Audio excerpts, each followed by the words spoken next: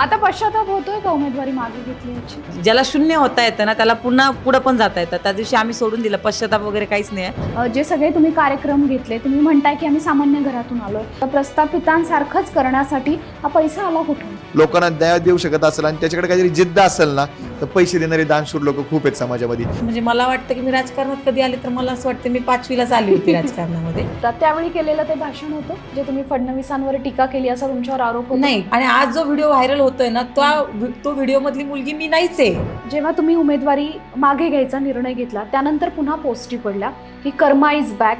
त्या कर्माने माझ्या डोळ्यामध्ये पाणी आणलं. ते कर्म लोक म्हणतात कर्मा म्हणजे मी असं काय कर्म केलंय एवढं 10 वर्ष मी असं वाईट काय केलंय? हे अर्ध्या हळकुंडांनी पिवळी झालेली लोक आहेत.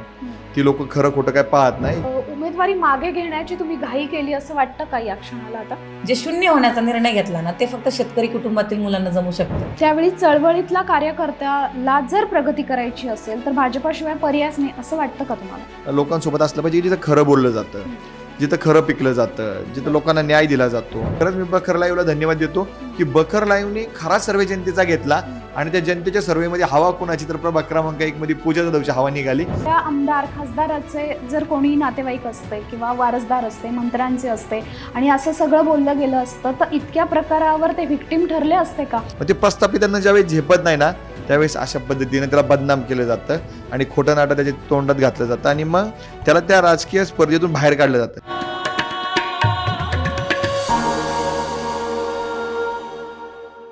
नमस्कार, मी भाग्यश्री. बखर लाईव्हमध्ये आपल्या सगळ्यांचं मनापासून स्वागत. खरं तर गेल्या काही दिवसांपासून राज्याचं राजकारण हे स्थानिक स्वराज्य संस्थांच्या निवडणुकांभोवती फिरतंय. गेल्या 3-4 दिवसात राज्यात अनेक उमेदवारांच्या इच्छुकांच्या वेगवेगळ्या गोंधळाच्या राड्याच्या बातम्या चर्चेत आल्या. मात्र पुण्यात एक वेगळीच केस गाजली. भारतीय जनता पार्टीकडून प्रभाग क्रमांक 2 मधून पूजा मोरे जाधव यांना उमेदवारी जाहीर झाली. जशी उमेदवारी जाहीर झाली तशा त्या आनंदात उत्साहात आल्या. त्यांनी अनेक तसे व्हिडिओज सोशल मीडियावर त्यांचे बघायला मिळाले. मात्र काहीच वेळानंतर त्या सोशल मीडियावर तितक्या ट्रोलही झाल्या. त्यानंतर अवघ्या काही तासातच त्यांना उमेदवारी मागे घ्यावी लागली आणि मग शेवटी भाजपाचे निष्ठावंत जिंकले, कर्मा इज बॅक, आधीचं कर्म भूतकाळ आपला पिच्छा सोडत नाही, अशा सगळ्या पोस्ट सोशल मीडियातून बघायला मिळाल्या. आणि अजूनही पूजा जाधव आणि त्यांचे पती धनंजय जाधव यांची राजकारणामध्ये चांगली चर्चा सुरू आहे. एकूणच या सगळ्या पार्श्वभूमीवर पूजा जाधव आणि धनंजय जाधव आज बखर लाईव्हच्या ऑफिसमध्ये आलेत. आपण त्यांच्याशी बोलणार आहोत आणि त्यांच्याकडून एकूणच हा सगळा घटनाक्रम समजून घेणार आहोत. पूजा आणि धनंजय, तुमच्या दोघांचंही बखर लाईव्हमध्ये मनापासून स्वागत.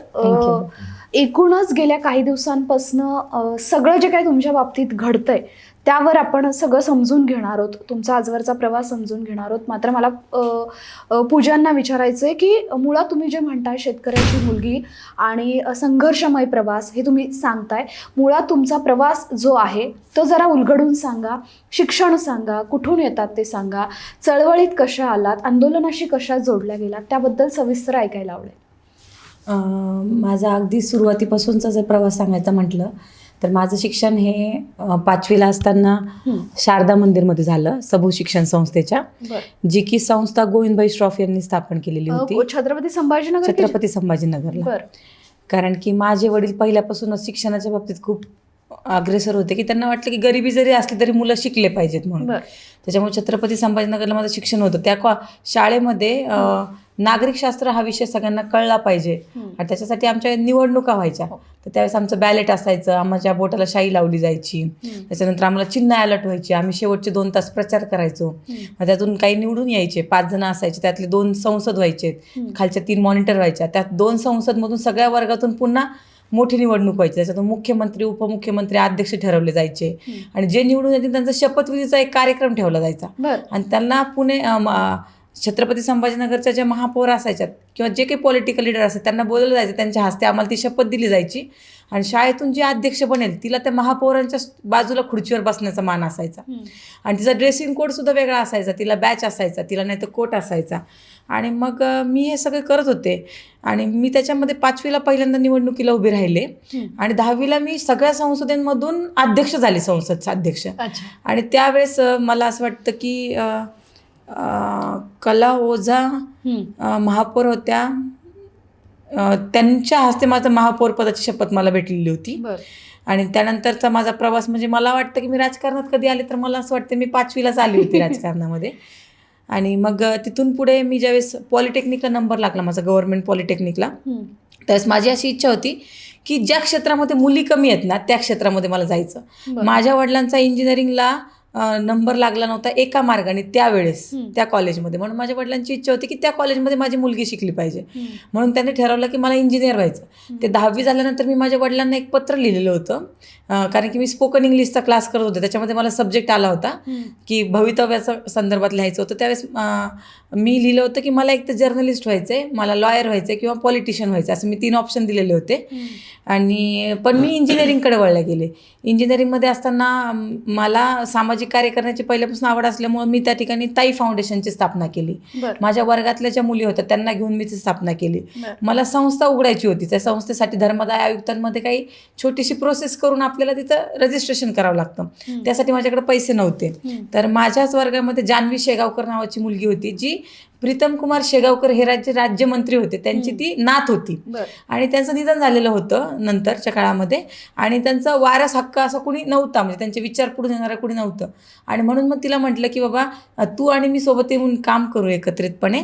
आणि नंतर मग माझी आर्थिक परिस्थिती नसल्यामुळे मी तिला म्हटलं की तू हे रजिस्ट्रेशन कर.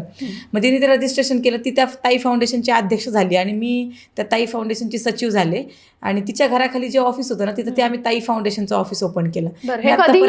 कॉलेजमध्ये 17-18 वर्षाची असेल त्यावेळेस, 17-18 वर्षाची असेल. तर त्यावेळेस आम्ही एकत्रित येऊन हेल्मेट सक्तीसाठी, महिलांसाठी, मुलींसाठी आम्ही ताई फाउंडेशनचा एक लोगो बनवला होता की तो जर लोगो मुलींनी स्कूटीवर लावला आणि मुलांना जर तो दिसला तर तो मुलगा तिला छेडण्याच्या आधी 10 वेळेस विचार करेल की ही एकटी मुलगी नाहीये, ही ताई फाउंडेशनची आहे, तर हिच्या मागे असंख्य महिला आहेत. त्याच्यामुळे आम्ही तो लोगो केला होता. त्याच्यामध्ये आणि शहर विद्रुपीकरण थांबवणं, शहर स्वच्छ करणं, अशा अनेक उपक्रम आम्ही त्यावेळेस घेतले. त्याचं एक ऑफिस पण आम्ही बनवलेलं होतं. तर ते ऑफिस तिच्या घराच्या खालीच होतं. आणि मी घरून सांगत नव्हते घरच्यांना की बाबा मी फाउंडेशन काढलंय वगैरे. पण एक दिवस काय झालं, आमच्या पेपरला बातमी आली, आमच्या शेजारच्या काकाने ती पप्पाला येऊन दाखवली कौतुकाने की पूजाचं नाव आलंय पेपरला. आणि त्यावेळेस माझं हे भांडं सगळं उघडं पडलं की मी कॉलेजला जातीये परंतु मी तिथं फाउंडेशनच्या ऑफिसला वेळ देतीये, किंवा मला 100 रुपये पेट्रोलला भेटत असतील त्यातले मी 80 रुपयाचं पेट्रोल टाकायचे, 20 रुपयाचं नाही टाकायचे, ते मी वापरायचे गोष्टीसाठी. त्याच्यातून माझी मुवमेंट लक्षात, घरच्यांना कळलं की हिचा कलच त्याच्याकडे, म्हणजे आपण तिला रोखून आहे ना चालणार नाही. मग नंतरच्या काळामध्ये माझी पंचायत समितीला गावाकडे असताना ओबीसीला आरक्षण सुटलं आणि मी भाषण करायचे चांगली वगैरे, गावात माहिती होतं सगळ्यांना. आमच्या गावामध्ये एक कार्यक्रम झाला होता, त्यावेळेस आमच्या इथलचे नेते काही उपस्थित होते. त्यावेळेस मी गावाकडच्या मुलींनी शिकलं पाहिजे, शहरात आलं पाहिजे असं भाषण केलं होतं. तर त्यावेळेस त्यांना कळालं की अरे मोरेची पोरगी चांगली बोलती. नंतरच्या काळामध्ये ते आरक्षण सुटलं, त्यावेळेस त्यांनी सहज माझ्या वडिलांना विचारून पाहिलं की पूजाला उभं करतात का म्हणून निवडणुकीला. त्यावेळेस माझे वडील म्हटले की पाहुणेरावळ्यांचा कल घ्यावा लागेल, निवडणुकीत त्यांनी मतदान केलं पाहिजे, मी कल घेतो. त्यांनी कल घेतला पाहुणेरावळ्यांचा. त्यावेळेस सगळे पाहुणेरावळे म्हटले होते की मोरे साहेब कशाला टाकतात पोरीला राजकारणामध्ये, घाणेरडे आहे, लोक चांगले नाही आहेत, तुमची बिना लग्नाची पोरगी आहे, कशाला टाकतात, लेकराला नका टाकू, पोरगा असतं तर आपण विचार केला असता. मला वडिलांनी हे येऊन सांगितलं. आणि मग त्यावेळेस मी म्हटलं की कदाचित माझा जन्मच जायच्यासाठी झाला असेल. म्हटलं पप्पा तुम्हाला कशाची भीती वाटते राजकारणामध्ये, मुलीचं पाऊल वाकडं पडेल याचीच वाटते ना. म्हटलं की मी तुमच्या डोक्यावर हात ठेवते, मी तुम्हाला तो विश्वास देते की माझं वाकडं पाऊल पडणार नाही, तुम्ही एकदा विश्वास ठेवा. आणि जी लोक तुम्हाला नाही म्हणतायत ना मला उभं करायला, एक दिवस ज्यावेळेस मी निवडून येईल ना म्हटलं, ही आपल्या मिरवणुकीमध्ये नाचायला असतील म्हटलं पप्पा, पण स्टँड हा कुटुंबाचा महत्त्वाचा असतो, बाप म्हणून महत्त्वाचा, तो तुम्ही घ्या. त्यांनी तो घेतला. मी वयाच्या 21व्या वर्षी पंचायत समितीला निवडून आले. म्हणजे आपल्याला क्रायटेरियाच आहे की 21व्या वर्षी आपण निवडणूक लढू शकतो. त्याच्या मी 21 वर्ष 3 महिन्याची होते त्यावेळेस मी पंचायत समितीला सदस्य म्हणून निवडून आले. तिथून पुढचा माझा काळ सुरू झाला. मग त्यावेळेस मला शेतकऱ्यांचे प्रश्न कळले, मी ते जवळून पाहिले. मी ऊस उत्पादक पट्ट्यातली मुलगी होती. कारखानदार कसे अन्याय करतात, शेतकऱ्याला कसं लुबाडलं जातं, शेतकरी रात्री 4 वाजता थंडीमध्ये कसे दारे धरतो, त्याला थंडी वाजत नसेल का, म्हणजे बिबट्यांचा त्रास कसा आहे, रानटी जनावरांचा त्रास कसा आहे, रानडुकरांचा त्रास कसा आहे, कसा जीव शेतकरी मुठीत टाकतो. तो संध्याकाळी आल्यानंतर तो मुलांना आणि बायकोला वेळ सुद्धा देऊ शकत नाही, त्याचं वैयक्तिक आयुष्य काही नाही आहे. मग ती बायको जी असते, शेतकरी बायको, ती किती सॅक्रिफाईस करत असते. म्हणजे प्रत्येकीला वाटतं ना की माझ्या आयुष्यात कोणीतरी यावं, फुल द्यावं, माझ्यापाशी बसावं. म्हणजे हे सगळं नाही आहे तिच्या आयुष्यामध्ये, सॅक्रिफाईस आहे. मी असं जुळत गेले आणि मला असं वाटतं की शेतकऱ्यांच्या प्रश्नावर आपण काम करायला पाहिजे. बरं.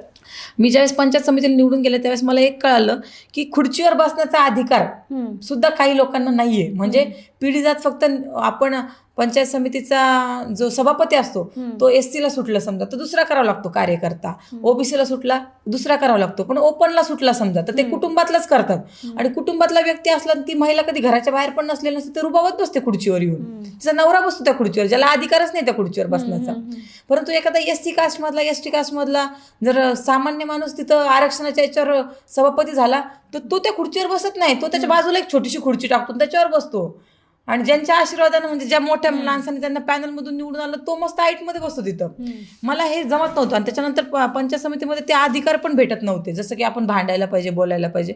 मला ह्या सगळ्या प्रक्रियेचा आणि ही जी संविधानाची चौकट आहे पण ह्याच्या पलीकडे काहीतरी वेगळंच चालतं, ह्याचा राग निर्माण झाला. मला वाटलं आपण निवडून आलो ना, प्रश्न मांडले पाहिजेत लोकांचे. मग मी विचार केला की राज्यामध्ये कोण आहे शेतकरी प्रश्नांवर भांडणार, आपण तर ऊस उत्पादक शेतकऱ्यांची मुलगी आहे. त्याच्यामध्ये मला राजू शेट्टी दिसले, कारण की त्यावेळेस काय झालं होतं की सदाभाऊ खोत हे राजू शेट्टींना सोडून बाजूला पडलेले होते आणि त्यावेळेस त्या बातम्या चालल्या होत्या आणि त्या बातम्या मी बघत असायची. मी पूर्वीपासून खूप लहानपणीपासून मला सवय बातम्या बघण्याची, तर त्या मी बातम्या बघत होते.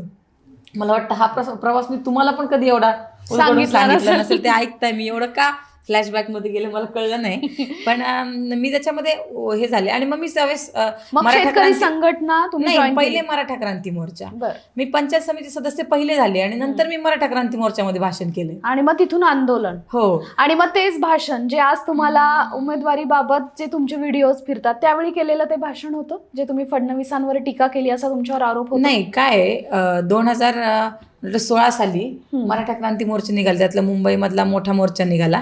योगायोगाने मी त्या छत्रपती संभाजीनगरला होते आणि कोपर्डीच्या महिलेवर अत्याचार झाला, अन्यायचा अत्याचार झाला होता. आणि त्यावेळेस नाही का तिचं वय, त्या मुलीवर अन्याय होणार मुलीचं वय, आणि मी कनेक्ट होऊ शकत होते कारण की मी ऐन युवती होते त्यावेळेस, कॉलेजमधली मुलगी होते, तिच्यावर अन्याय. तर एक वेळेस तर ही मुवमेंट अशीच सुरू झाली असते ना, फक्त मराठा म्हणून सुरू झाली असते ना, तर मला त्याच्या वेदना कितपत कळल्या असतं हे मला माहित नाही. कारण की त्यावेळेस आरक्षण पाहिजे, मुलींना भेटलं पाहिजे, आपलं डावललं जातं. ह्याच्यापेक्षा ना का ती मुलगी आहे, तिच्यावर अन्याय झाला, त्यातून ती मुवमेंट सुरू झाली ना, तर मी ती कनेक्ट होत गेले त्याच्यामध्ये. त्याची पहिली बैठक छत्रपती संभाजीनगरच्या तिरुमला मंगल कार्यालयामध्ये झालेली होती आणि त्या बैठकीला आम्ही उपस्थित होतो. त्याच्यामध्ये आम्ही फक्त 2च महिला उपस्थित होतो आणि त्याच्यापैकी मला बोलायला सांगितलं होतं. त्यावेळेस मी बोलताना रडलेली होती. म्हणजे त्यावेळेस ते मोर्चे एवढे मोठे होतील, संभाजीनगर गाजेल, त्याच्यानंतर मग ते प्रत्येक जिल्ह्यात निघतील, मग ते मुंबईला निघतील, असं काही नव्हतं. त्या पहिल्या बैठकीतली मी माझ्या फेसबुकला तो रडतानाचा फोटो असेल त्यावेळेस मी काय टाकलेला, तर तिथून माझी मुवमेंट सुरू झाली. मग त्यावेळेस मी मराठा क्रांती मोर्चा मुंबईला ज्यावेळेस मी ते भाषण केलंय ना मुळामध्ये, तर ते सगळे जिल्ह्यातले मोर्चे निघाल्यानंतरचा तो मोर्चा आहे, 2017 सालचा असेल वाटतं तो, तर ऑगस्ट महिन्यातला. तर त्यावेळेस मी जे भाषण केलेलं आहे ना, ते भाषण फक्त आणि मी फक्त समाजाच्या वेदनेंवर केलेलं आहे. आणि आज जो व्हिडिओ व्हायरल होतोय ना, तो व्हिडिओ मधली मुलगी मी नाहीच आहे. ती परळी तालुक्यातल्या गाडेपिंपळगाव मधली काहीतरी आकांक्षा नावाची, नवले नावाची काहीतरी ती मुलगी आहे. पण ते रिलेट माझ्यासोबत का केला जातो की त्यावेळेस एक ठेवण होती मराठा क्रांती मोर्चाची की महिला पुढे चलतील, मुली मागे राहतील, मुली प्रतिनिधित्व करतील आणि पुरुष मागे चालतील, कचरा उचलला जाईल, कुणी बोलायचं नाही, शांतमुख मोर्चा. त्याच्यामध्ये सगळ्याच मुली काळा ड्रेस घालत होत्या कारण की कोपर्डीच्या भगिनीला अन्याय झाला होता, त्याच्यामुळे त्याचा निषेध करायचा होता. त्या मुलींनी पण काळा ड्रेस घातलेला आणि मी पण काळा ड्रेस झालेला, म्हणून ते लोकांना रिलेट होतं की ती मी आहे की काय. आणि नंतरच्या पण आता एवढं सगळं झालं, तुम्हाला उमेदवारी मागे घ्यावी लागली, तुमचं एक स्वप्न थांबलं, एवढं झाल्यानंतर तुम्ही ज्या सहकाऱ्यांसोबत तुम्ही काम केलं आणि तुम्ही म्हणता की ती मुलगी तुम्ही नाही आहात, दुसरी कोणीतरी आहे, मग तिच्याशी कॉन्टॅक्ट केला तुम्ही किंवा तिला समोर आणायचा प्रयत्न केला की जी मी नाहीच आहे हे प्रूव्ह करण्यासाठी काही प्रयत्न केले का तुम्ही? हे सगळं तिच्या वडिलांनी माझ्या काही जवळच्या लोकांना फोन करून सांगितलं की माझ्या मुलीकडून झालेली चुकीचं प्रायश्चित्त पूजा ताईला करायला लागलं, तर ती पण आमची मुलगीच आहे, मला वाईट वाटतंय. नंतर मग मी तिला स्वतःहून बोलले की बाबा तू वाईट नको वाटून घेऊ, जे झालं ते स्वतःवर ब्लेम नको घेऊ, आपण करणारी तू पण नाहीये, करणारी मी पण नाहीये, तर आपण पुढे जाऊया, जे झालं ते झालं. भाषा योग्य वाटली तुम्हाला त्यावेळी सुद्धा, जरी मागणी मी तिला ते पण म्हटलं ग तिला मी म्हटलं की तू एकदा येऊन मीडियावर बोल की तू ते कोणत्या भाषेत, म्हणजे तुला हे ट्रोल, मी ती नाही हे आयडेंटिफाय झालं की लोक सापडणार आहेत ही कोण आहेत, बरोबर तर नाही का तू येऊन एकदा क्लिअरिफाय केलं पाहिजे की हे तू का बोलली. तर त्यावेळेस तिने मला हे सांगितलं की ताई मी त्यावेळेस 12-13 वर्षाची होते आणि त्यावेळेस मला कोणीतरी सांगितलं पुरुषांनी की तू हे बोललं पाहिजेस, मग मी ते बोलले. म्हणजे आरक्षण काय आहे मला तेव्हा कळत पण नव्हतं, पण मी बोलू शकते, म्हणजे तिच्याकडनं बोलले होता धनी कोणीतरी बोलवतं त्यांना म्हणून नाही, पण तिला कोणीतरी स्क्रिप्ट म्हणजे सांगितलं असेल ना की असं, म्हणजे तिला पण नाही आयडेंटिफाय होत ते. तर ती म्हणते ते माझ्याकडून कमी वयामध्ये झालेलं आहे ते, पण माझं म्हणणं आहे ते मारल्या गेलं माझ्या. आणि नंतर मराठा क्रांती मोर्चामधल्या मुली काही संसाराला लागल्या, काही नोकरीमध्ये, काही शिक्षणामध्ये बी झाल्या. आता ती ऍक्टिव्ह आहे जी मुलगी असं बोलली होती नाही, तिला आता छोटंसं बाळ आहे. तिला मी त्या दिवशी फोन केला होता, त्या दिवशी ती म्हटली की मी म्हटलं तू करते का ही क्लिअर, तर ती म्हटली की ताई नको, आता मला छोटं बाळ आहे आणि त्या बाळाला मी मांडीवर घेऊन मी तुमच्याशी फोनवर बोलतीये, तर मी आता लागलीये संसाराला, नको मला हे. तिला पश्चाताप झालेला वाटला का पण या विधानाचा किंवा एकूण या सगळ्या गोष्टीचा, की आपल्याकडनं ओघात का असेना पण खूप वेगळं काहीतरी बोलल्या गेलं? ती आता ज्यावेळेस मॅच्युअर झाली त्यावेळेस तिला कळलं ना की एखाद्या खुर्चीसोबत भांडत असताना पण आपण त्या डिग्निटीचा आदर ठेवूनच आपण बोलल्या गेलं पाहिजे. पण तो वयाचा दोष आहे तिच्या, मला असं वाटतं की तो तिचा दोष नाहीये, मला असं वाटतं. पण ते झालंय आता, पण मला असं वाटतं की असं होत नाही का राजकारणात. म्हणजे अनेक लोक काही बोलतात ना राजकारण्यांना, पण ती आणि मी त्याचे व्हिक्टीम का असू शकतो ना. तर त्याच्यामुळे आणि एवढं का ते सॉफ्ट टार्गेट का लोक शोधतात ते असं मला वाटतं. खरं तर ही आमची प्रतिक्रिया आल्याच्या नंतर आम्ही प्रेसवरती सांगितलं, ज्या प्रेस मधनं सांगितलं तो हा प्रेसचा फोटो आहे आणि ज्यांच्याविषयी बोललो ते देवेंद्रजी आहे आणि जी मुलगी पूजा नाहीये ती मुलगी इथं आहे. तरी सुद्धा एक राजकारण कट्टा नावाचं काहीतरी आहे, त्याच्यावरती लिहिले पूजा मोरेंचा व्हिडिओ, हाच तो पूजा मोरेंचा जुना व्हिडिओ ज्यामुळे त्यांनी उमेदवारी नाकारली. म्हणजे एवढं सांगून देखील, आणि हे मी त्यांनी जो हा फोटो वापरलाय ना माझा रडतानाचा, त्या प्रेसमध्ये मी सांगितलंय की अहो ती मी नाहीये, पण ते त्याच प्रेस मधला माझा फोटो रडतानाचा वापरून पुन्हा तेच लिहितायत की हाच तो पूजा मोरेचा जुना व्हिडिओ. म्हणजे माझं म्हणणं आहे की हे कुठं चाललंय सगळं.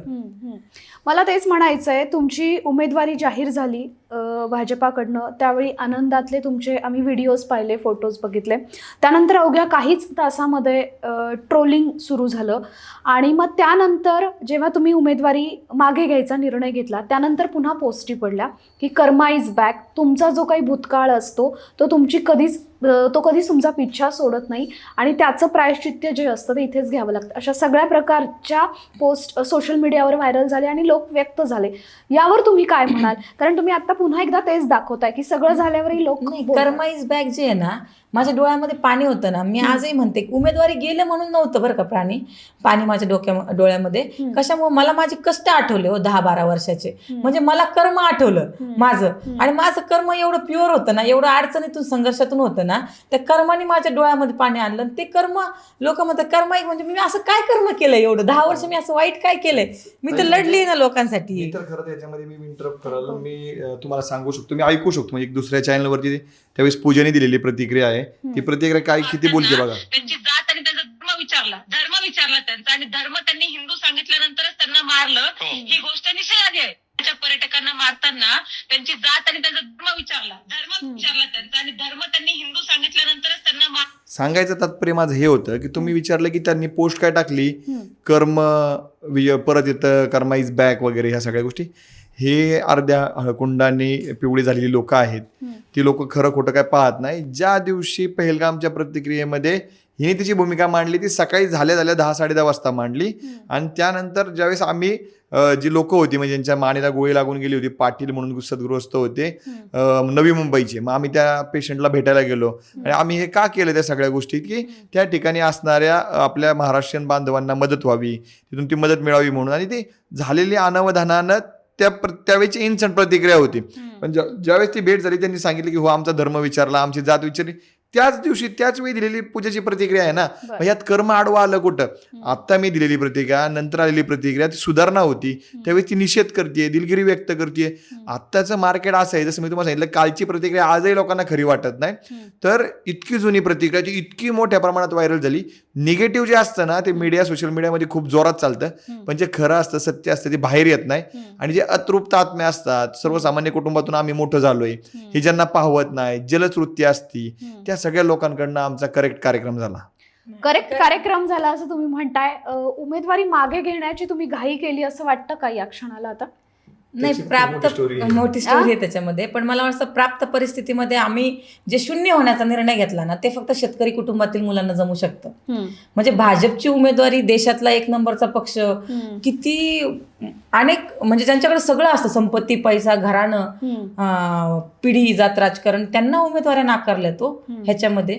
आणि त्याच्यामध्ये भारतातल्या एका नंबरच्या पक्षाची उमेदवारी आपल्याला भेटतील ती डावलणं, म्हणजे ती जाणं, मला असं वाटतं की हा निर्णय कधी झाला की आता सोडायचं? ज्या क्षणाला निर्णय झाला ना, त्या क्षणाला आम्ही लगेच तिथे क्षेत्रीय कार्यालयामध्ये जाऊन निर्णय घेतला. कधी म्हणजे उमेदवारी जाहीर झाल्यानंतर किती वेळा तुम्ही तो ठरवलं की आता म्हणजे सोडायची ही उमेदवारी? नेक्स्ट डेच ना, दुसऱ्याच दिवशी मला वाटतं 30 तारखेला. काय होता तेव्हा डोक्यात, काय विचार सुरू होते? 30 तारखेला आम्हाला उमेदवारी भेटली, एबी फॉर्म हातामध्ये आला. 31 तारीख गेली आडवी आणि 1 तारखेला तर आम्ही उमेदवारी अर्ज, एबी फॉर्म हे केला त्याच्यामध्ये. तर मला असं वाटतं की पण मग शून्य होण्याचे ते आमच्यामध्ये डिस्कस पण नाही झालं. आम्ही डिसिजनवर आलो आहे का, आणि आम्हाला असं लूज करताना, कारण की शेतकऱ्याची शून्य होऊन पुन्हा स्वतः मातीत गाडून घेऊन पुन्हा उभं राहण्याची ताकद शेतकऱ्यामध्ये, सगळं संपतं त्याचं. दुष्काळात जातं, सगळं जातं, पण तो उभा राहतो ना पुन्हा आहे त्या परिस्थितीमध्ये. ते आम्ही करू शकतो, आम्हाला असं वाटतं. बरं, अजूनही काही संपले. तुम्ही शेतकरी पार्श्वभूमी सांगता, तुम्ही चळवळीची, आंदोलनाची पार्श्वभूमी सांगता. असं सगळं असताना तुम्ही भाजपाकडूनच तिकीट हवंय असा तुमचा आग्रह का होता? कारण तुमची जी विचारसरणी आहे ती काहीशी काँग्रेस असेल किंवा राष्ट्रवादी काँग्रेस असेल या पक्षाशी जवळ जाणारी होती. मग तुम्हाला भाजपच का हवा होतं? कारण भाजप विनिंग क्रायटेरिया वाटतो म्हणून, की आणखी काय होतं? नाही, आता याच्यामध्ये गंमत आहे अशी की अनेक चॅनलला तुम्ही हिचं नाव पाहिलं तर पूजा मोरे आलं सगळीकडं. आणि आमचा एबी फॉर्म तर पूजा धनंजय जाधव होता. आमच्या बॅलेट पेपरवरती नाव पूजा धनंजय जाधव नव्हतं. हिथं गल्लत आहे. बरं, पूजा अशोक मोरे ही पार्श्वभूमी, हिची लाईफ ती कुठं घडली तर ग्रामीण भागात घडली. ग्रामीण भागामधल्या लोकांचे जनजीवनाचे प्रश्न वेगळे आहेत, ग्रामीण भागामधले डेव्हलपमेंटचे विषय वेगळे आहेत, ग्रामीण भागामधलं धर्मकारण वेगळे आहे, अर्थकारण वेगळे, आणि शहरामधल्या गरजा वेगळ्या आहेत, शहरामधलं अर्थकारण वेगळं आहे, शहरामधलं जातीय समीकरण वेगळं आहे, धर्माचं समीकरण वेगळं आहे, जीवनाची स्पर्धा शहरामधली वेगळी आहे. सांगायचं कारण तात्पर्य असं की ज्या वेळेस पूजा अशोक मोरे होती त्यावेळेस ती शेतकरी कुटुंबामध्ये होती, तिथल्या गरजा वेगळ्या होत्या, तिथल्या आंदोलनाच्या भूमिका वेगळ्या होत्या, तिथली पार्श्वभूमी वेगळी होती. त्या ठिकाणी ज्या वेळेस तिला लोकांसाठी आवाज उठवावा लागायचा किंवा तिला वाटायचं की मी कुठल्या तरी समाजासाठी काहीतरी करावं, तर त्यावेळेस तो आपसूक तो शेतकरी समाज असायचा आणि शेतकऱ्याला जात नसायची. जे शेतकरी मुसलमान समाजाचा पेरतो, जे शेतकरी हिंदू समाजाचा पेरतो ते हिरवच उगवतं, अशी तिची धारणा होती, तिची भूमिका होती. का तर ती त्या भागात राहत होती. परंतु हेच जर आपण पुणे शहरामध्ये आलो, या ठिकाणच्या गरजा, या ठिकाणचे फ्रूट विक्रेते, या ठिकाणच्या कोंडव्या परिसरामध्ये सापडणारं म्हणजे बॉम्बस्फोटासाठी लागणारं मटेरियल्स हे कुठून येतं, काय होतं, धर्माच्या प्रक्रियेमध्ये कशा गोष्टी घडतात, लव जिहादची पुणे सारख्या शहरामधली प्रकरणं, अशा असंख्य गोष्टी तिला या 8 महिन्यामध्ये साधारणतः सगळ्या गोष्टी बघायला मिळाल्या. आणि ह्या गोष्टी घडत असताना भारतीय जनता पार्टी म्हणून आम्ही त्यांच्याकडे जायच्या पूर्वीच मराठा आरक्षण चळवळीमध्ये आम्ही 2 जण काम करत होतो. अण्णासाहेब पाटील आर्थिक विकास महामंडळ जे आहे, सारथी संस्था आहे, मराठा आरक्षणाचा प्रश्न आहे, त्याचबरोबर अनेक विद्यार्थ्यांना मराठा आरक्षण गेल्यानंतर नोकरीपासून ते अडकले होते. या सगळ्या लोकांना जर न्याय कोणापासून मिळाला तर तो भारतीय जनता पार्टी आणि शिवसेनेचे जे सरकार होतं त्यांच्यापासून मिळाला. आम्ही त्या सरकारमध्ये मुळीच नव्हतो, म्हणजे ही नव्हती, परंतु मराठा समाजाच्या लोकांचे प्रश्न मांडणं. अण्णासाहेब पाटील आर्थिक विकास मंडळ 1996ला स्थापन झालं, परंतु साधारणतः 2014 पर्यंत त्याच्यामध्ये डेव्हलपमेंटच झाली नाही. मग त्या महामंडळाला जे बजेट दिलं ते देवेंद्र फडणवीस सरकारने दिलं. त्याच्यानंतर सारथी संस्था जी निर्माण झाली, त्यातनं अनेक PhD करणारी पोरं तयार झाली, विद्यार्थ्यांना खूप साऱ्या सवलती मिळाल्या. हे सगळं त्या भारतीय जनता पार्टी सरकारने केलं. आज डेव्हलपमेंटच्या बाबतीमध्ये जर आपण पाहिलं तर नितीन गडकरींनी केलेले रोड्स असतील, आज यांच्या गावामध्ये गावात जाणारा रोड कमी आहे, परंतु पुणे टू संभाजीनगर किंवा पुणे टू बीड जाणारा रोड आहे तो बऱ्यापैकी काही रोड त्यातले चांगले आहेत. अगदी सहमत आहे मी तुम्ही जे म्हणताय त्या गोष्टीला. पण आरोप असा होतो, ज्यावेळी तुम्ही चळवळीची पार्श्वभूमी सांगता त्यावेळी चळवळीतला कार्यकर्त्याला जर प्रगती करायची असेल तर भाजपाशिवाय पर्यायच नाही, असं वाटतं का तुम्हाला? चळवळीसाठी म्हणण्यापेक्षा समाजाला न्याय द्यायचा असेल तर आपण अशा विचारणाऱ्यांसोबत असलं पाहिजे किंवा आपण अशा लोकांसोबत असलं पाहिजे जिथं खरं बोललं जातं, जिथं खरं पिकलं जातं, जिथं लोकांना न्याय दिला जातो. मी तुम्हाला एक छोटा प्रसंग सांगेन, छत्रपती संभाजी महाराज या सगळ्या प्रक्रियेशी निगडीत आहे. तो प्रसंग म्हणजे 2 सरकारांचा कालावधी आला. पूर्वी मराठा आरक्षणाच्या त्या दरम्यानच्या कालावधीमध्ये भाजपा शिवसेना युतीचं सरकार होतं, नंतर महाविकास आघाडीचं सरकार आलं आणि त्या दरम्यानच्या कालावधीमध्ये मराठा आरक्षण आलं आणि गेलं. त्यामुळे 5,000 लोकांच्या नियुक्त्या गेल्या. 5,000 लोक सरकारी नोकरीच्या प्रक्रियेमध्ये आली, पण ते गेले. पण अशी कुठलीच प्रक्रिया नव्हती की त्यांना कामाला रुजू करून घेता येईल. मग छत्रपती संभाजी महाराज, मराठा आरक्षण चळवळीतली सगळी लोक, पूजा स्वतः, मी स्वतः, आम्ही आणि संभाजीराजांच्या नेतृत्वामध्ये आम्ही आझाद मैदानाला आंदोलन केलं. आणि मग आझाद मैदानाला आम्ही आंदोलन ज्यावेळेस केलं त्यावेळेस ह्याच्यामध्ये काहीतरी मार्ग काढला पाहिजे. मार्ग काढत असताना सत्ताधारी व्यक्ती जे बसलेत, आम्ही महाविकास आघाडीच्या लोकांना पण म्हणतो मार्ग काढा, आम्ही ह्या लोकांना पण म्हणत होतो मार्ग काढा. पण ज्यावेळेस मार्ग काढायची वेळ आली ना त्यावेळेस एकनाथजी शिंदे असतील, देवेंद्रजी फडणवीस साहेब असतील, या सगळ्या लोकांनी पुढाकार घेतला. आणि हो, या लोकांची काही चूक नव्हती. 5,000 लोक सरकारी नोकरीमध्ये भरडल्या गेलेली आहेत या सगळ्या प्रक्रियेमुळे. आरक्षण आलं गेलं तर त्यांनी ती डेअरिंग दाखवली. म्हणजे अशी काही काही छोटी गोष्टी, म्हणजे ती लोक यायची. आज मी कुठेतरी मध्यंतरी दगडूशेठ गणपतीच्या आसपास होतो आणि एक अधिकारी आला, जो पोलीस अधिकारी होता, तो डायरेक्ट छत्रपती संभाजी महाराजांच्या पाया पडला. नंतर मलाही त्यांनी असा नमस्कार केला. ही जी ताकद मिळाली ना, ही जी लोकांचे आम्ही प्रश्न सोडवू शकलो ना, तिथे भारतीय जनता पार्टी शिवसेनेचं सरकार होतं आणि त्यांनी तरुणांसाठी पुढाकार घेतला. आज 1 लाखापेक्षा जास्त तरुण हे अण्णासाहेब महामंडळाच्या माध्यमातून उद्योजक झालेले आहेत. आणि त्या महामंडळावरती मी डायरेक्टर होतो. मग समाजासाठी चांगलं करण्याची मुवमेंट आपल्याला जर त्या माध्यमातून मिळती, मग ते सरकार कोणाचं आहे याच्यापेक्षा ते सरकार लोकांसाठी करणार आहे. म्हणून आपसुक तिथे थोडीशी आमची पार्श्वभूमी जुळली गेली. त्याही पेक्षा मला पुढची निगेटिव्ह गोष्ट सांगायची की याच पूजाने आणखीन एक व्हिडिओ तिचा ट्रोल झाला. देवेंद्र फडणवीस साहेबांची गाडी महाजनादेश यात्रेमध्ये अडवली होती आणि त्यावेळेस मोठ्या प्रमाणामध्ये हिची मुस्कटदाबी झाली होती. त्यावेळेस शरद पवार साहेबांनी मदत केली, पण विरोध हा देवेंद्र फडणवीस साहेबांना झाला. तरी सुद्धा आमच्या लग्नाला देवेंद्र फडणवीस साहेब आले, आम्हाला खूप मोठ्या प्रमाणामध्ये आशीर्वाद दिले. तुम्ही एक फोर्स आहात, तुम्ही खूप मोठ्या ताकदीनं पुढे गेला पाहिजेत. 52 मिनिटं अधिवेशन कालावधी म्हणजे ते आमच्या लग्नाला थांबले. हे का सांगतोय तर मनाचा मोठेपणा, मनाचा दिलदारपणा, ती शेतकरी प्रश्नांवरती भांडलेली आहे. त्याच्यामुळे ती व्यक्ती समाजाशी नाही भांडली तर त्या खुर्चीशी भांडलेली आहे. हा जो मोठेपणा जो त्या नेतृत्वामध्ये आहे ना, तो खरंच मोठा आहे. मी छत्रपती संभाजीराजांच्या स्वराज्य पक्षात काम करतो, पुढे करत राहील. परंतु ह्या सगळ्या अशा प्रक्रियांची ज्यावेळेस आमच्यामध्ये लग्नानंतर चर्चा झाली ना, त्यावेळेस कुठेतरी त्यांनी ठरवलं की भारतीय जनता पार्टी या शहरातल्या असतील, या राज्यातल्या लोकांचे प्रश्न सोडवू शकते. म्हणून तिचा कल भारतीय जनता पार्टीकडे गेला. तुम्ही निवडणुकीची तयारी बरेच दिवसांपासून करायला सुरुवात केली होती. हे कधी ठरवलं की आता आपल्याला निवडणूक लढवायची आहे आणि काय अंदाज घेतला? आणि जर विश्वास वाटत होता तुम्हाला की तुमचं सीट निघेल, तुम्हाला प्रतिनिधित्व करायची संधी मिळेल? याच्यामध्ये काही गोष्टी अशा आहेत की विश्वास वाढत होता आम्ही निवडून येईल. त्याला काही कारण आहेत. ते कारण म्हणजे आम्ही आमच्या प्रभागामध्ये, आमच्या प्रभागात लोहगाव नावाचं गाव आहे, कळस आहे आणि धानुरी आहे. त्यातला काही भाग महानगरपालिकेमध्ये आत्ता आलाय 7-8 वर्षापूर्वी, काही भाग पूर्वी आलाय. परंतु या 7-8-10 वर्षामध्ये महानगरपालिकेमध्ये आल्यानंतर सुद्धा त्या भागामध्ये चालायला रोड नाहीये. अक्षरशः ही आल्यानंतर ही म्हणली आमच्या गावाकडचे रस्ते बरे आहेत. मी आता विज्युअल्स तुम्हाला दाखवू शकतो. महिलांना साडीवर काढायला लागते आणि मग त्या चिखलामध्ये चालावं लागतं. लहान मुलं पडून मरू शकतात. आमच्याच समक्षात एका तरुणीचा हात मोडला होता, एखादा जीव गेला होता.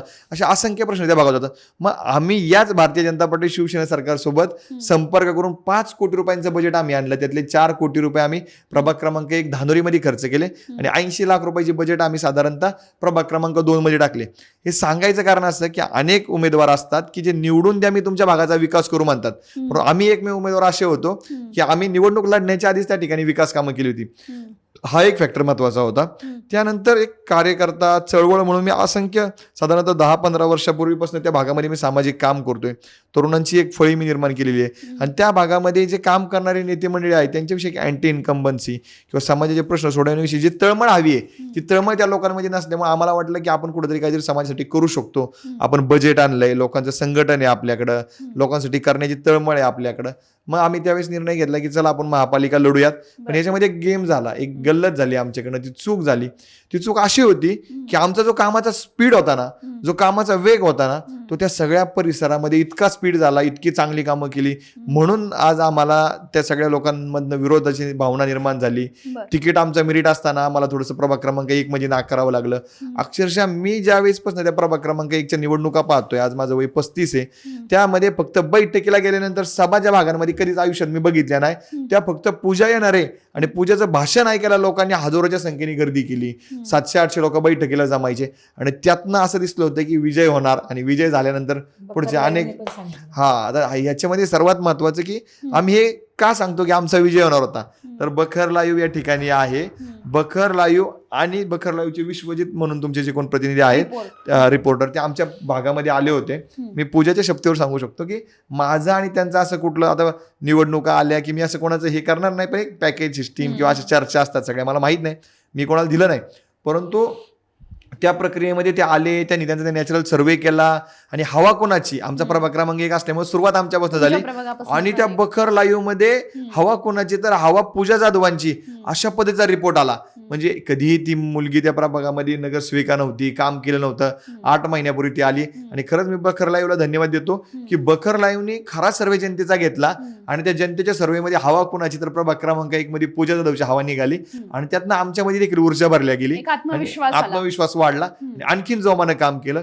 पण तो जोम इतका वाढला, काम इतकं झालं की आमच्या कामाच्या प्रभावाचा इफेक्ट हा 2 नंबर प्रभागामध्ये राहिला आणि आमची हितली उमेदवारी नाकारल्यानंतर आम्हाला तिथे उमेदवारी येताना देखील आमच्या पॉझिटिव्ह कामांचा हे घेऊन भांडवल घेऊन आम्हाला तिथे लढावायला जावं लागलं. म्हणजे फक्त इतकी तयारी केली, सगळ्या गोष्टी केल्या. आता पश्चाताप होतोय का उमेदवारी मागे घेतली याची? नाही, बिलकुल नाही. आम्ही ज्या दिवशी ते माघार घेतली त्या दिवशी तो विषय आमच्यासाठी संपला.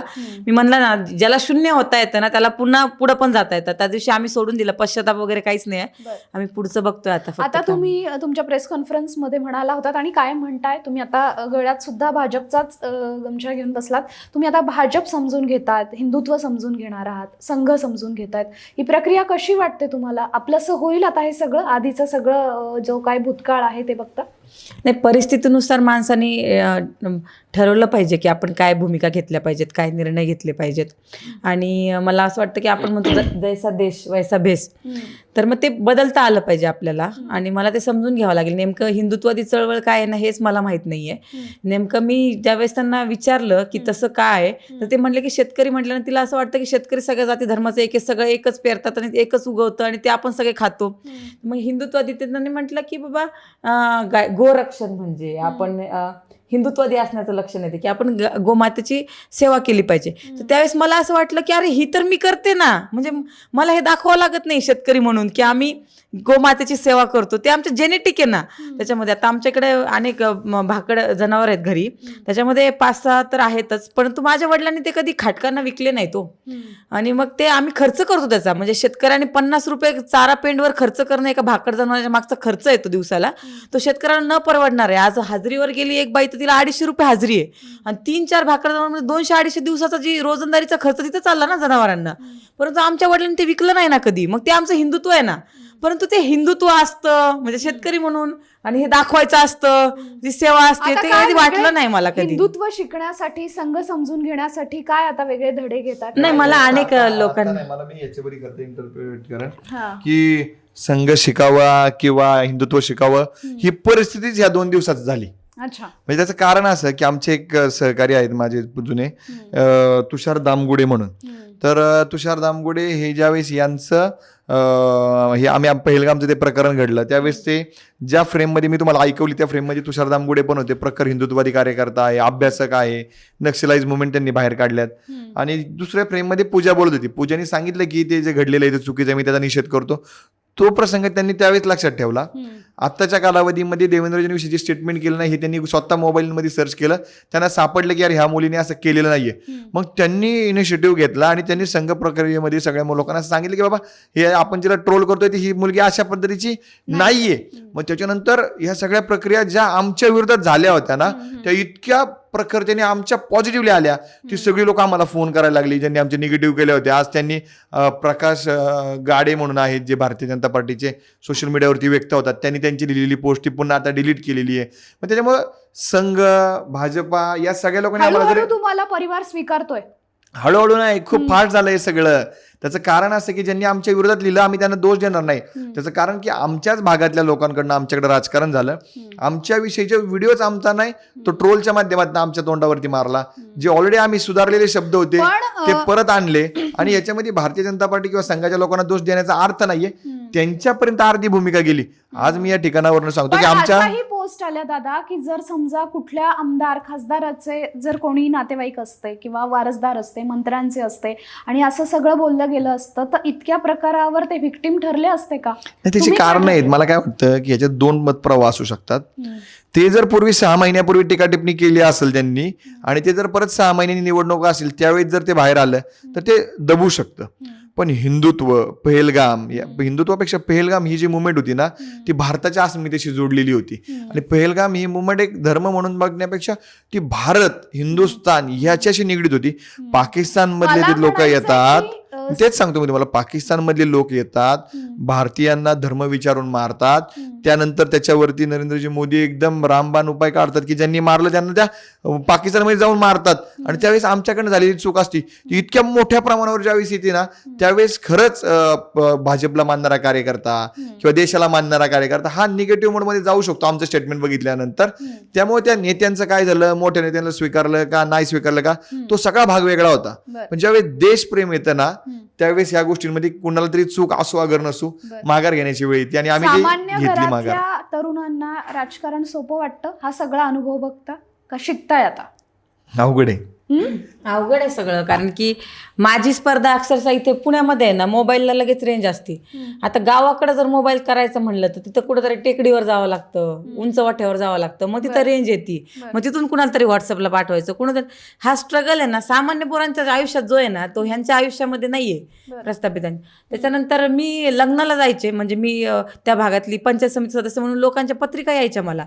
त्यांची इच्छा काय असायची की एखादा पंचायत समिती मेंबर आपल्या लग्नाला आला म्हणजे त्यांची प्रतिष्ठा वाढते ना.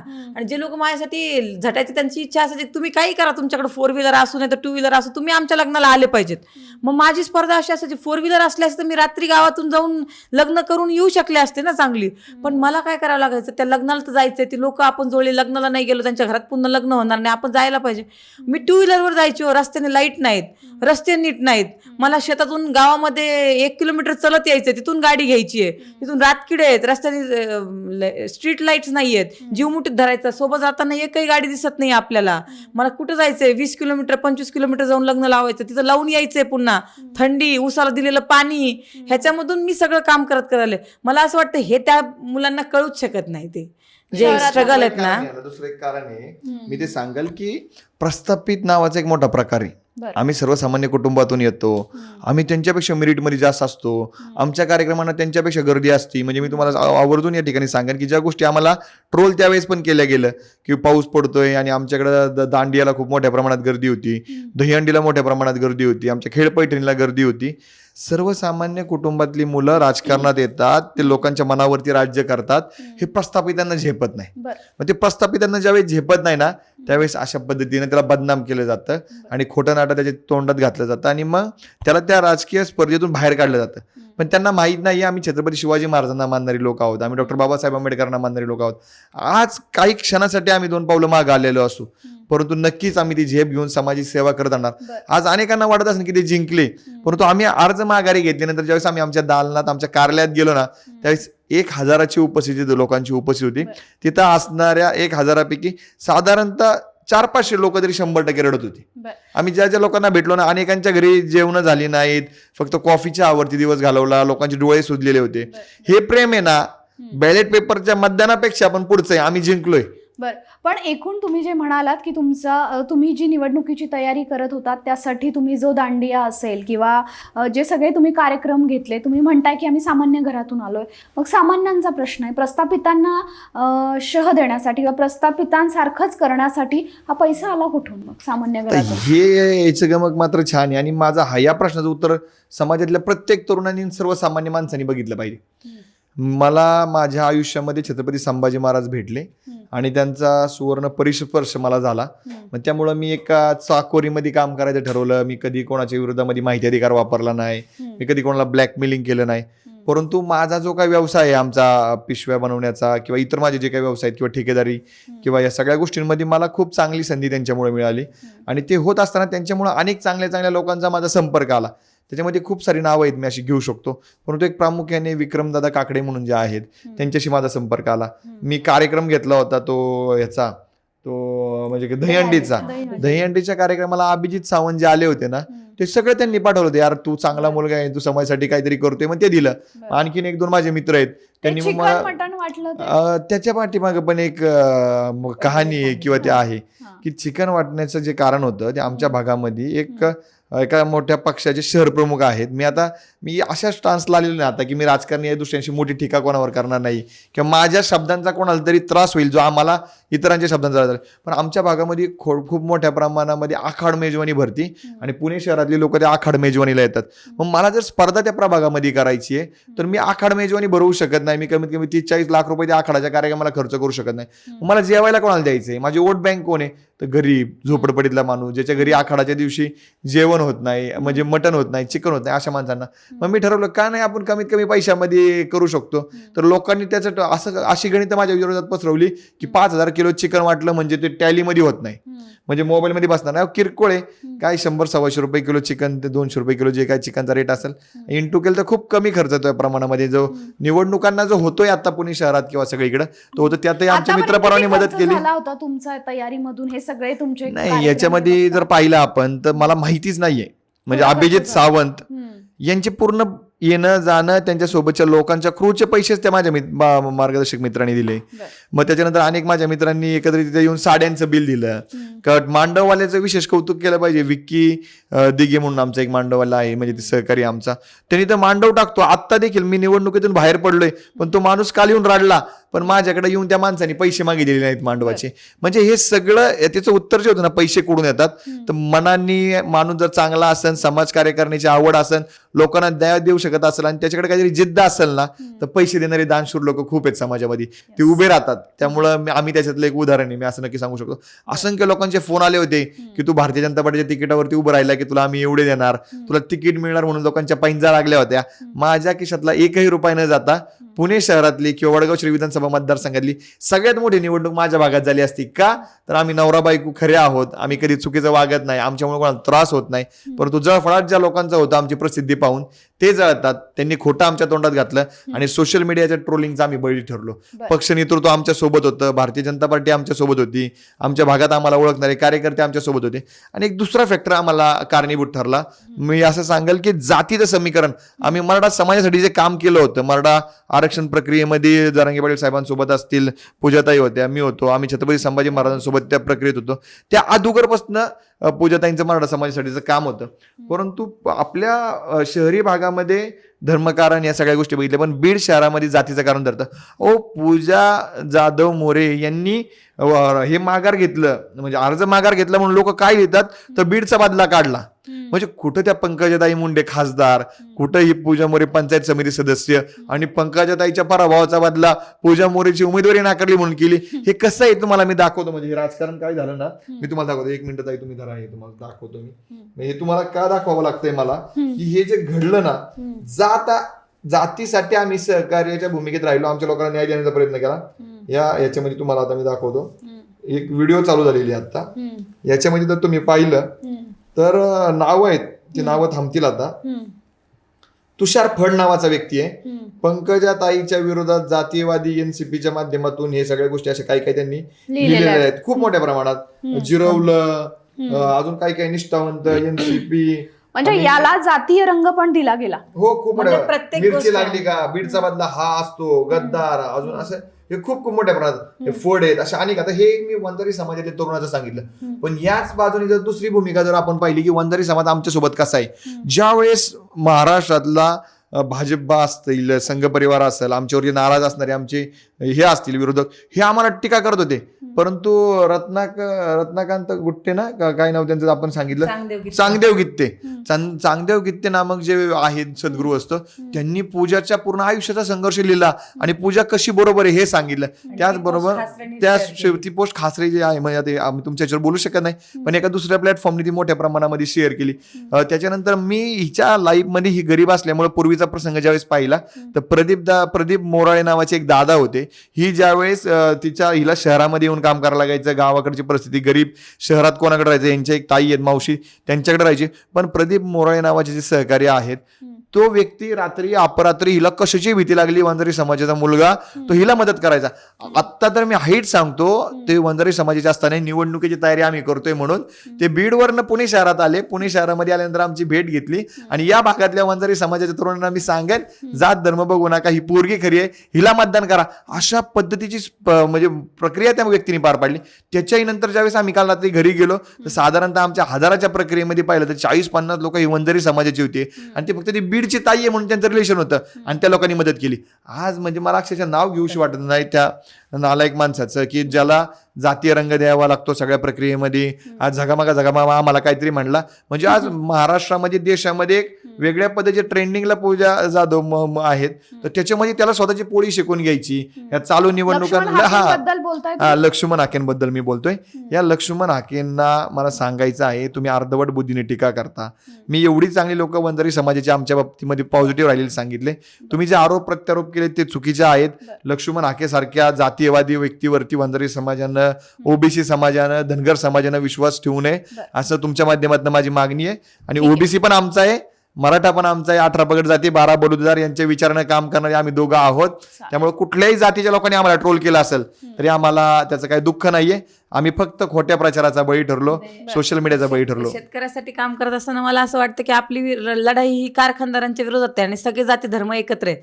पण पुण्यामध्ये आल्यानंतर त्यांना असं वाटतं की बाबा हे चुकीचं आहे पुण्यातल्या लोकांना, कारण की इथं धर्माचं भांडण आहे. आणि मी तिथं सांगते की मी हिंदुत्वासाठी काम करणार, पण माझ्याच भागामधले वंजारी समाज असणारे हिंदू असणारे धर्मानं, त्या लोकांना ती बीडची लढाई ही अस्तित्व जातीवादाची वाटते. म्हणजे ती जातीच्या ज्या संवेदना आहेत ना त्या जास्त जागृत आहेत तिथं.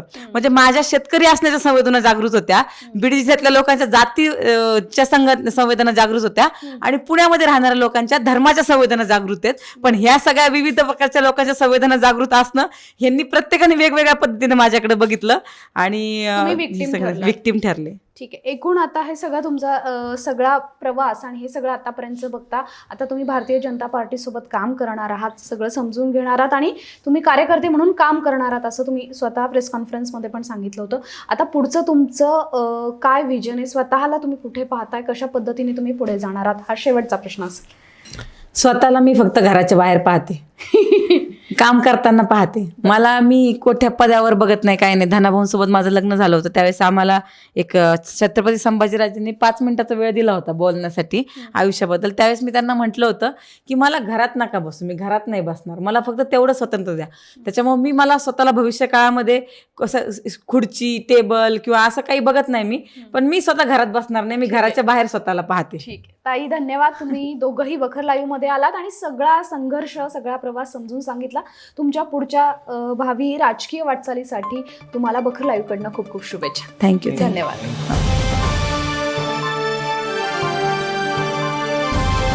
समाजकारण, प्रशासन आणि राजकारणातल्या अचूक विश्लेषणासाठी बखर लाईव्हच्या सोशल मीडिया प्लॅटफॉर्म्सना लाईक, फॉलो आणि सबस्क्राईब करा.